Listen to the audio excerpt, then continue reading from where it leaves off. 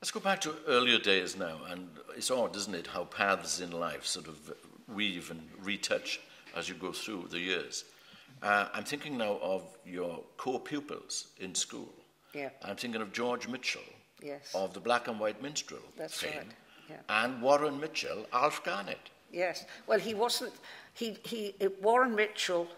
Well, that was not his name at school because he was I think he was a Jewish refugee, and it was, I can't quite remember, something Wiesel, W-I-S-E-L-L instead of Mitchell, and he was only a junior. He was only in the second form. He was a bit of a non-entity. But then he took part in the plays and things, and he began to show his ability even then. Yes. And then, of course, he made his name in Alf Garnett. Yes, and George Mitchell was in school with you as well? George Mitchell was a prefect when I was only in the third form, so he was a man of great respect. Oh, right. But he ran the choir there, so they showed their ability very early on. Yes, both of them. Yes, and to get to the nitty-gritty and the time of war and so on, you well remember two pilots of the RAF who had been prisoners of war for some time, and they came in this bedraggled vehicle, and you were the first woman they'd seen for about 4 or 5 years? Yeah, well, it was the morning that war in Europe was declared at 11 o'clock. We didn't know then at 8 o'clock as I came off duty. That was when I was in Belgium doing the V2 detection. And I came off duty, walked across the road, and a little black car drew up with a shock in front of me, and two pilots got out and grabbed me, said, "You're the first English woman we have met since 1940. And they'd stolen an SS vehicle from the camp. They were somewhere up near Hanover. And the guards had been quietly dropping their uniforms and creeping away because they could see the war was being lost. And they were frightened of being captured because our own troops were getting nearer. And they only travelled at night, these two pilots, because they didn't know the war was over. Well, they didn't know exactly what was happening. So they'd steal petrol from the tanks of farms, anything they could find on a farm, anything that got petrol in. They'd eat mangelwurzels, anything they could find in the fields or in the bushes. And it wasn't until they crossed over from Holland into Belgium that they found, early that morning, that the area was liberated. And this little car had got in the front PXW, Prisoner of War X. PX, ex-prisoner of war. Good heavens. And having been incarcerated for 5 years, they were by this time honorary monks. Yes, and all they wanted to do, when I asked them, what do you want to do? They wanted to go back to Rotterdam, taking food and finding the nurses who'd rescued them from their burning aircraft. And that's what we did. We went back, two WAF officers, myself and one other. We filled a big box with food from the mess and took them back. And, you know, we couldn't get over to Rotterdam because the bridges were burnt and it was mined. So we had to give it to a man with a flat-bottom boat, and he promised to deliver it. I don't think he ever did because, well, you know, the food was worth so much money. He got so much on the market for it. And being that we're on the continent, Marcel Boucher, the French deputy? Well, Marcel Boucher was the man that I worked for in France and taught his 3 children. And then he was the one that became a pétainiste. And he was eventually accused of being a collaborator. But he'd escaped by then to the Argentine. And it was his 3 children I taught. And you wouldn't believe it, the young daughter, who was 5, 6 months ago, I found her again. And she's still alive. She's 78, living in Geneva. Good heavens. After all these years. Yes. And also a film that is being redone now, The Dam Busters. You met the Dam Busters' original crew? And not all of them. Not all. Mickey Martin, you know, I can't remember, was it New Zealander or New Zealand, I think. Mickey Martin came into the hotel in Wiltshire one evening, and there were a group of them, and it was after the war. So it was one of their reunions. And when they found we were both RAF, well, of course, we opened the bottles and we all had a few drinks. And then we did some of the stupid games they did. We all put on blindfolds, and we were all given a newspaper, and we all crawled about the floor, and we hit each other. And if you hit anybody, they were out, and the last one left got free drinks for the rest of the night. And talking, now that I mentioned the film, there's been a Hollywood connection for you, isn't there? In that somebody's got in touch with you with the possibility of a film here? Yes, a little while ago I had a phone call from a man who actually does the flying, all the stunt flying for Hollywood. He goes underneath planes and, you know, whenever they want unusual pictures. And he said, would I be prepared to go in a helicopter to Biggin Hill?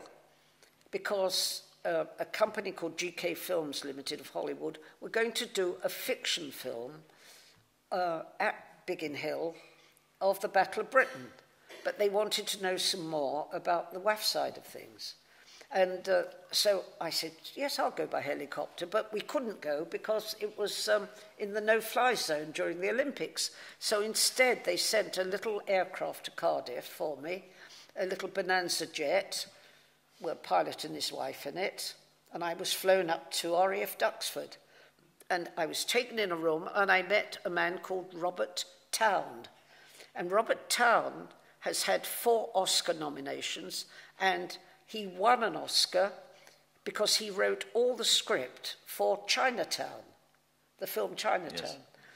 And he's a man about 72, 73. I rather dropped to black there because there were people in the room, obviously mechanics with the, you know, doing the filming and the sound. But there was a young lady there, and I said, is this your PA? And he said, no, it's my wife. So I said, oh, well, I'm sure she gives you personal assistance. And then I thought, oh, God, what have I said? Yeah. Anyhow, we're great friends, and he rings me up at about 8 o'clock at night with about 20 questions, probably once every fortnight now. All right. From So Hollywood. there is a possibility. Yeah. The film will be made very soon. So then, Eileen Younghusband, Men I Have Known, and it's published by Candy Jar Books, this wonderful young Cardiff company. Right. Have we missed any men out we should mention? Oh, well, I can think of lots of interesting men, but do you know the men in my life... I'm in here, by the way. You are in there. Yes. You know you're in there. Yes. But the thing is, the men in my life have been like a necklace. They've been jewels like diamonds and pearls, but there have been some that are just rough stones, but they've got something interesting about them. I talk about a waiter we had, Spanish waiter, and that's why I learned Spanish, in order to be able to defend myself, as it were. And this young man did origami, folding of brown paper and making all sorts of things. And he decorated the whole of the bar with this folded brown paper in different shapes, and he painted them. And I just thought that was a very interesting young man who'd never had much education, but had got this great skill. Yes. And I've listed him. Well, if you refer to men as sort of a necklace of men, as it were. Yes. Diamonds, and some of them rather rougher. Yes. I'm from the anthracite belt of West Wales, and they do say that anthracite, become diamonds under pressure. Well, you've already got there. But I'm looking here, I just flicked open a couple of pages here. Colin Dexter, the creator of Morse. Willie Robertson, On the Milk. Yes, that was one of the other books. And he told us that was a course I did in Dufferin House. Yes. A 3-day course that I think it was South Glamorgan used to run, a writing course. Yes. And he was one of the lecturers. And it was quite funny because he was highly amusing, and he was telling us all about the next book, and he told us all about it. And I've looked and looked and looked, and it's never been written. So I'm still waiting. Well, I was looking here as well because Jean Fernand, a man from the Resistance. Yeah, Jean Fernand. Yeah. Yeah, Jean Fernand was a very interesting man. Someone I knew had a book of his written in French called J'y étais, I was there. And she said to me, do you think you could translate this for us? So I took it to my French class, and we all did a chapter each. Yes. And we put it together and let her have it. And I wrote to this man. He was in the Maquis. And I said to him, you know, do I have your permission to do this? And can I use your pictures? And he wrote me a lovely letter back. And my brother was taking me to South France, and we were going to go near Apt. So I wrote and made an arrangement to meet him. And he told me all the story. He was in that area down, which was then the part of France that was not under German. Vichy France. The Vichy France part. But we were dropping people there from, you know, spies and things. He used to go out and either rescue them, or if an aircraft crashed, they would get out there first, destroy everything, take the bodies and secretly bury them. There was a famous countess, one of the lady countesses, who was one of the SOE girls. And I think he had quite a passion for her. Anyhow, he took me and showed me his museum. He'd got a garage with this fantastic museum of lots of the signs that the Germans had put up when they eventually took over Vichy France. And, that was a character that I will never forget. It reminds me of a character called Winford Vaughan Thomas, who was famous in broadcasting in Wales, and he went in with the troops. Well, actually, he flew in a bomber over Berlin and reported back. He also went in with the troops in Anzio and came up through Italy. Did he go in civilian clothes? In the bomber? Or in Anzio? No, in the bomber. No, he was dressed up. I was going to say, because, you know, we sent our scientific observers up in the aircraft to test radar, and then they all had to go into uniform eventually, because if they'd been shot down, because they would be in civilian clothes, they would have been killed as spies. Yes. Well, Winford Vaughan Thomas, he came out through Vichy France, and he thought it best to rehabilitate some of the good wine he saw, in case the Gestapo would take it again. So exactly. He rehabilitated it all the way back to Fishguard. Very good. Marvellous. Yes.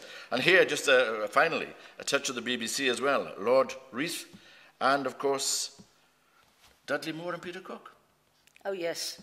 Well, I saw Dudley Moore and Peter Cook. They came into the hotel again in Wiltshire with a group of people, and they looked so scruffy, and they said, could they have a bedroom? And they went upstairs in the bedroom. And they came downstairs again, just dressed only in a sort of bearskin. They were naked with this bearskin. And they were going up to the White Horse, the Westbury White Horse. They were going to climb up there, and they did that special programme, and I never remember the name of it. What is it? You heard what he said. What's it called? Not only but also. Well done, well done. I've forgotten that. Yes. And they had to go up there, and then they slid down the White Horse, and they came back very sore. They had a good bath, yes, had a shave, dressed themselves again, and came in and joined us for some drinks. Yes. One of the laws of life, isn't it? If you're going to slide down anything, may all the splinters be in the right way. Well, that's right, exactly. Yeah. So then, ladies and gentlemen, Eileen Younghusband, remarkable, isn't she? Can I ask, and be, ungentlemanly here, and ask your age now? I'm 92 today. There we are.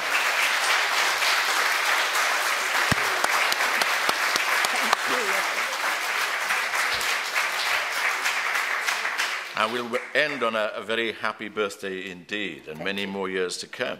Is there anyone with a question or something that intrigues you, or anything that you'd like to go an extra mile in some of the stories that you've heard? Anyone at all? There's one here. Could you talk a bit louder? Because when you're 92, your ears aren't as good.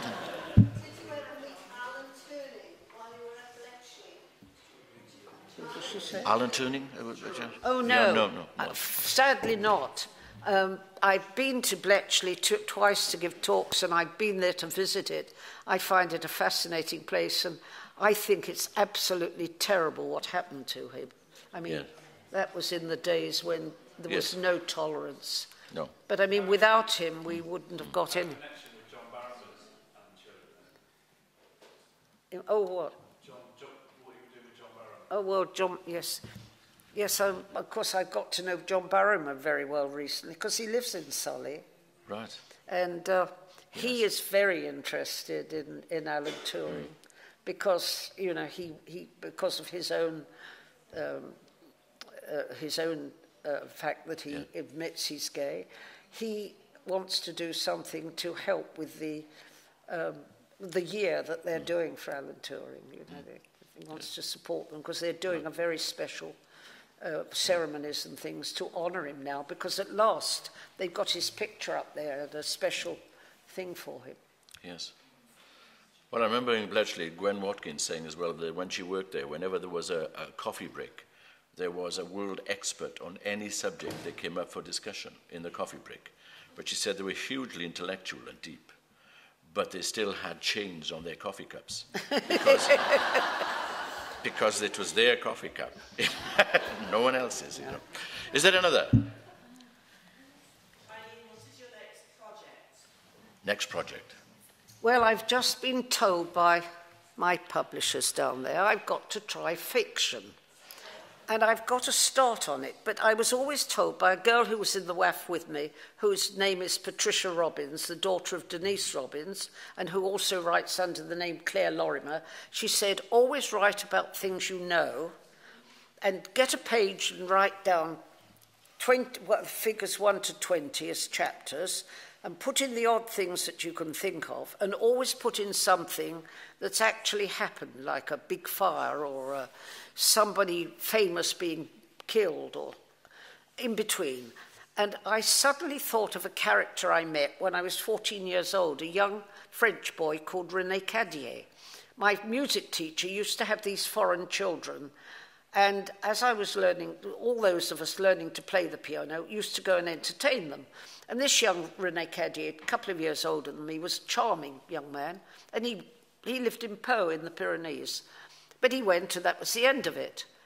And the amazing coincidences of life, on the third day of the Dunkirk evacuation, I was then evacuated with the insurance company to Woking in Surrey. But I'd been working with the YMCA in canteens, and we were all asked to go down to the railway stations because all these survivors were not given food when they landed at the ports because there were far too many of them. They were put on a train, and at the first big station, you fed them. And we had tea and coffee and cakes and sandwiches. And every day, these railway station, the railway station would have a train come in, and the soldiers would pour out blooded, torn uniforms, half their ammunition, their weapons gone, and there would be mostly khaki, a few RAF, and then a quarter of an hour later they'd go on to their next destination. And on the third day, the train drew in, and bang opposite me, a door opened, and there was a uniform that was someone with pilot's wings on, and there was someone in a uniform that wasn't the RAF blue, it was a slightly more grey, and this young man came straight across to me and said, "Mon Dieu, c'est Eileen." It was René Cadier. And René Cadier was a pilot who'd been shot down.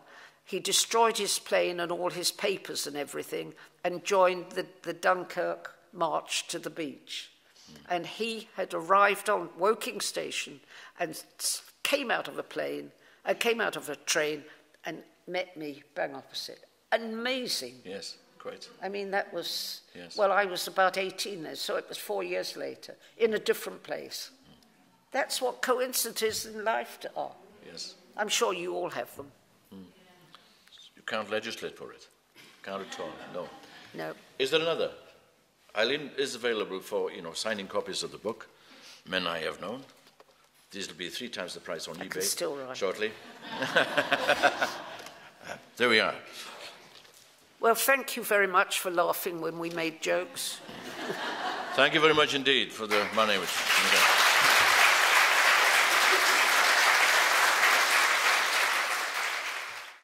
And now to conclude, I'm sure you'd like to show your appreciation before you receive your refreshments. I think we have a small little item of refreshment for Eileen. I don't know if anyone's listening or if I have to go and shout. Are we ready? Would you all like to join with me in saying happy birthday to Eileen?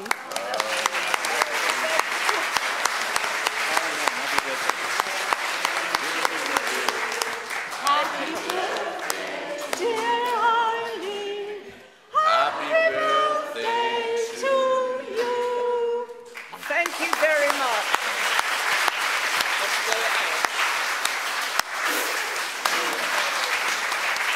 It's to you to take care. Thank you.